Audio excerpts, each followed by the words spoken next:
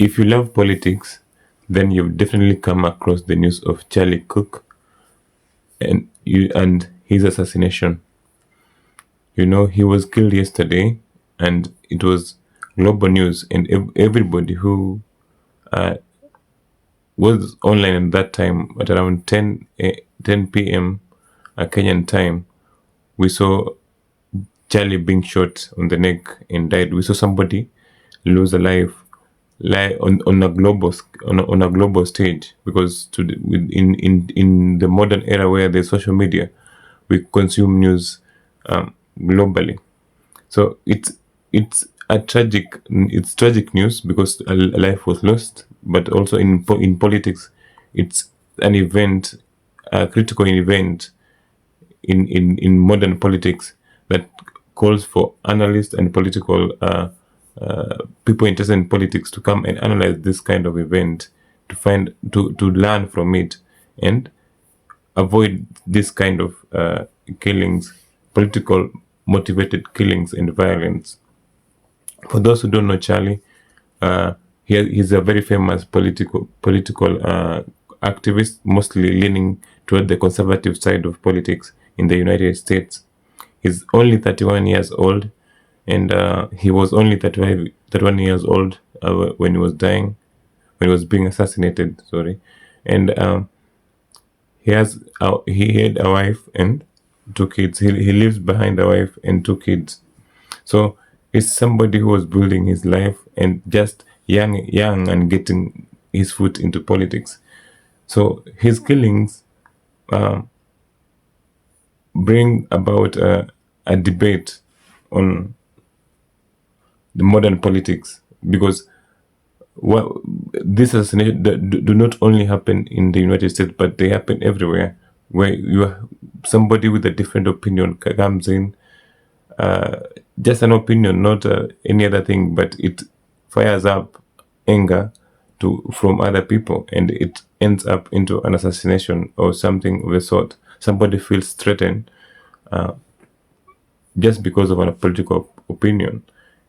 In most of his political opinions and debates, there are things that I don't really agree with Charlie. There are things that don't concern me. I just watch to for entertainment purposes, because they might not concern me. Some things like gun violence, LGBTQ, or what, you just watch for entertainment and information. But to countries like the United States, issues of gun violence and mass shootings are issues that and thing issues to do with Second Amendment. To them, it's something that is dear to them. So when they hold these debates and end up with very strong opinions, they end up provoking people. And just it's funny to find out that an opinion, a political opinion, can easily to death. So it's something I want to see. It's a big event, I think. It's so sad also that it has happened, but also a wake up call to know that we in the world of politics, things are happening in the wrong way. So let's get to know Charlie a bit. Charlie Cook.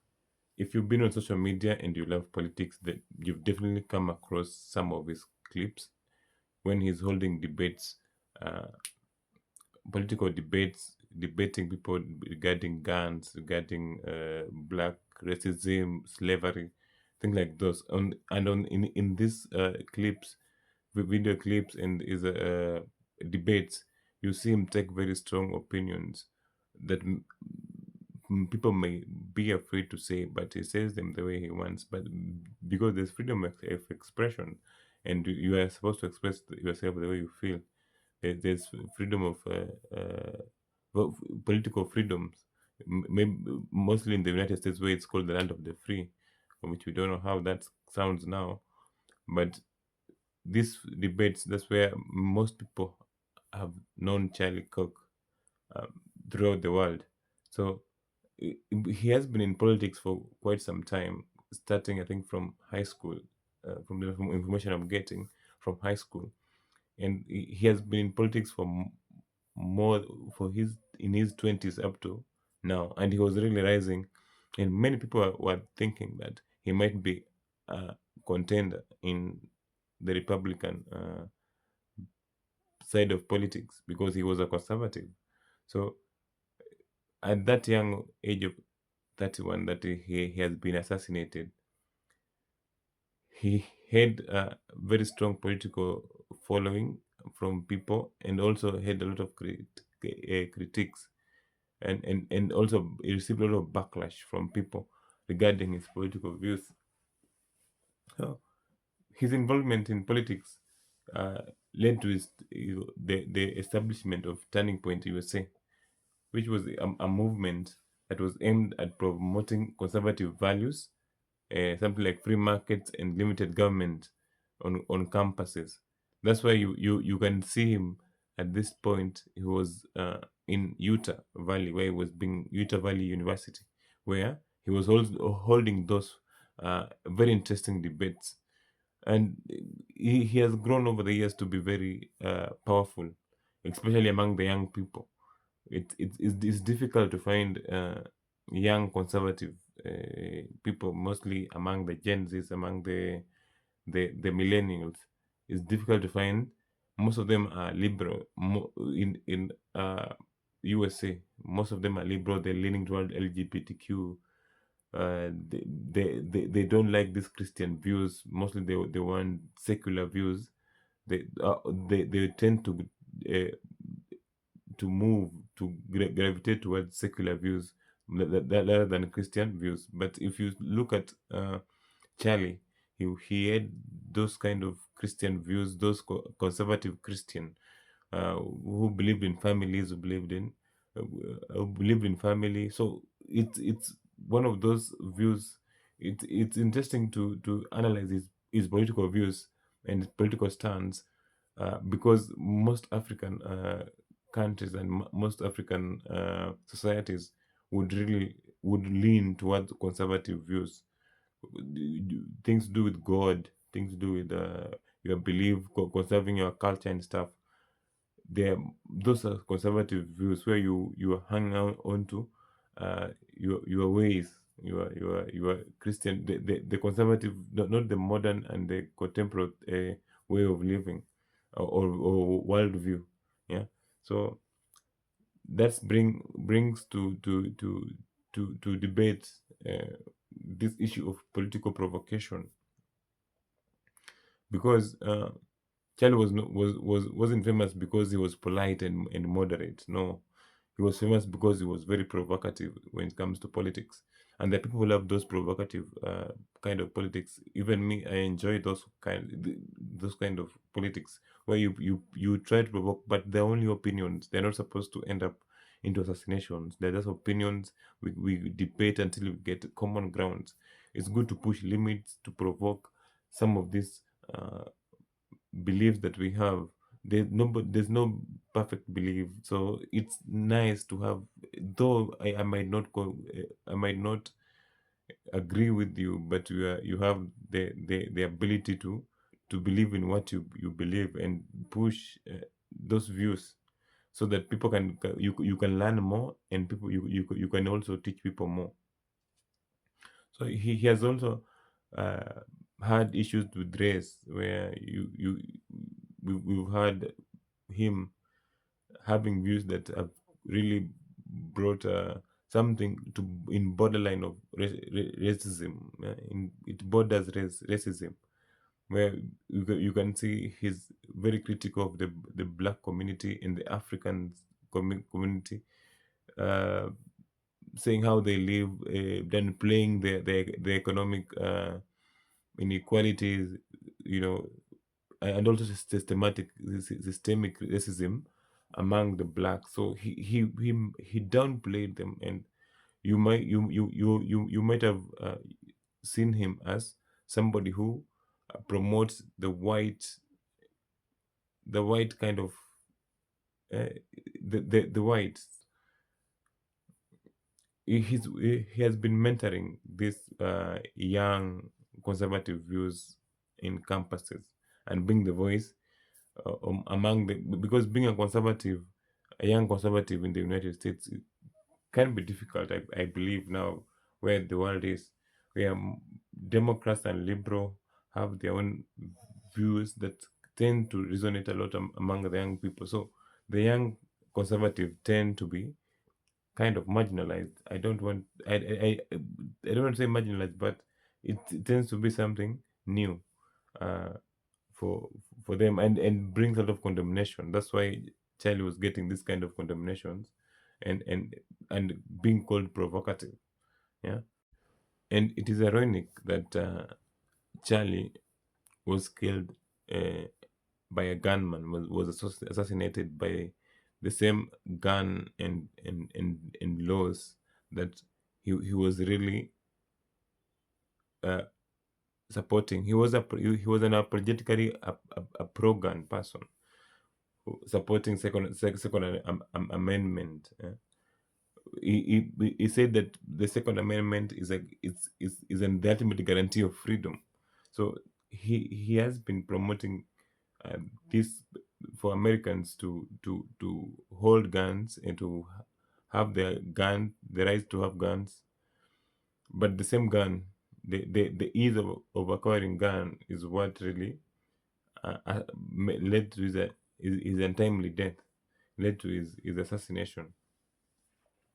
So he was actually, when he was being shot, he was talking about issue of mass shooting in that university, addressing American gun violence epidemic, and he became a victim of the same issue that he was talking about.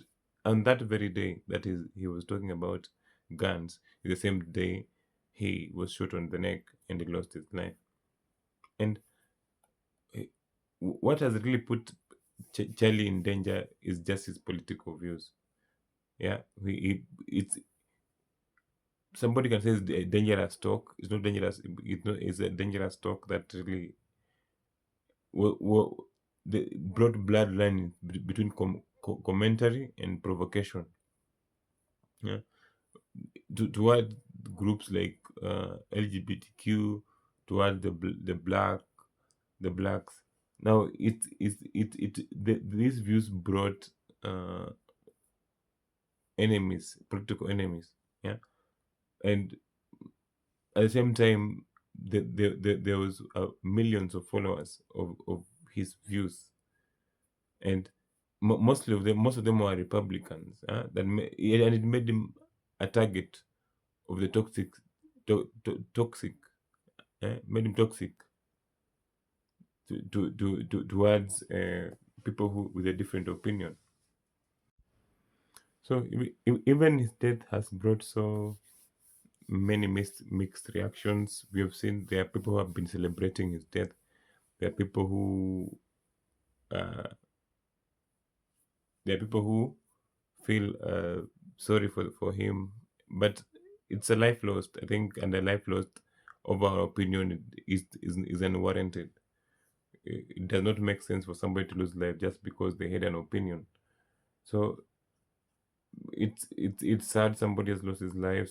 Somebody, uh, a political figure, a young political figure, has lost their life just because of their political views, and it brings a lot of things when in the era where Gen Zs are coming into politics. Really, we have seen Nepal Gen Zs coming in. We've seen the young people getting involved in politics.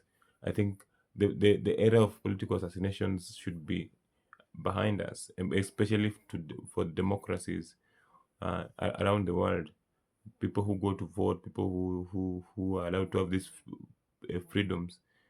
It gives, it shows that the state of democracy is in question. We need to have a way. Those of us who believe in democracy have to have a way to harmonize our views, to allow people to have political views that are different from ours, because that's the whole point of democracy. And As we continue to mourn Charlie, it really shows that politics, the state of democracy is really declining, and we have to do something about democracy across the world, and the United States being one of the biggest, one of the first worlds, and a believer in democracy. They have to show the world that they are much better. It's a shameful event for them, a shameful event for the world of politics to have this kind of assassinations, for democracies across the world, and the countries that believe uh, in political freedoms. So there's something we can learn from these dates. There's first of all is that political violence is rising, not only in the United States but across, because the impact of this from the United States has ripple effects to other democracies across the world. And it's a worrying trend across the world where disagreements no longer end in debates, but they're now ending in bloodsheds. And it also brings to question the future of free speech.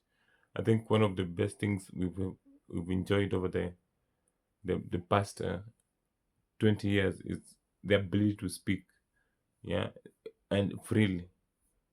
uh, you might hate somebody's words, but not no no it should not really come up to death. Yeah, we have we have now to ask ourselves, can democracy survive if controversial voices are being silenced by violence? uh, when you have something controversial, you end up dying because you have this different view. It shouldn't be that way. So uh, for the young people, mostly who are coming up into politics, it's maybe from Kenya, from Nepal, from Sri Lanka, from those areas where the young people are getting into politics. It shows that this space of pushing their views and trying to gain political power should not go to an extent of radicalizing you. It should be a progressive agenda, a progressive way of dealing with views. We can agree to disagree on some matters, and as democracy says, let the majority win. Yeah, let the majority have their way, and the minority have their say. You have to just and have some decency uh, in human life. Yeah. So that's the news that has been trending on in the political streets. Checking out on this Charlie kick story. It's a worrying trend, mostly, and shamefully trend, mostly for the United States, a country that has really held itself as champion of freedom of speech. At the same time, it shows how much the countries cannot deal with its guns, because if it's a country that really believes in second amendment, then the guns should be there to protect its people and not to kill. So, and these guns, I think they end up in wrong hands, and I don't know how the United States lives with guns, people by giving people guns. I don't know how that works, but for some reason they end up working. So that's what they do. I think I need to end this video there. It's in the middle of the night. Good night from wherever you are.